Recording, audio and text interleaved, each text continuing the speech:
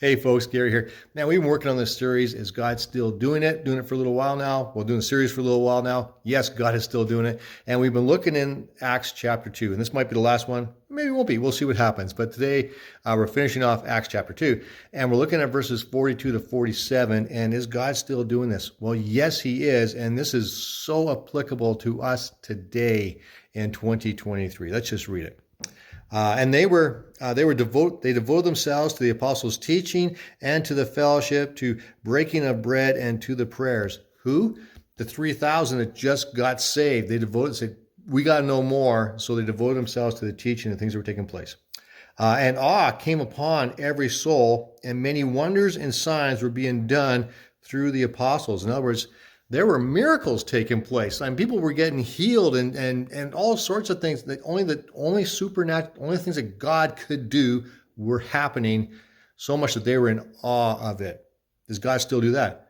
Absolutely, God still does that. We don't really broadcast it as much as we should, but God is very active that way, and God does still do miracles, still does amazing things. Man, our trip out to Saskatchewan from BC was just full of those things. Like, yeah, God does miracles.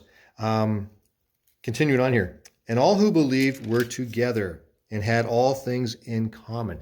That's evidence of the Holy Spirit, right? Because that goes against our natural behavior.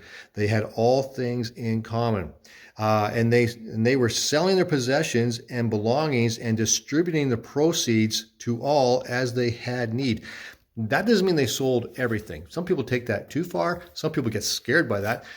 It's not saying they sold everything, because we read later on in the epistles and also in Acts as well that they were meeting in their homes and that kind of stuff. So they still had stuff.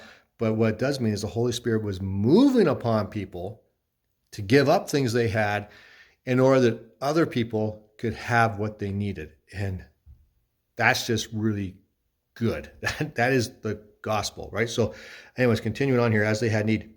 And day by day, attending to the temple together and breaking bread in their homes, they received their food with glad and generous hearts, praising God and having favor with all people.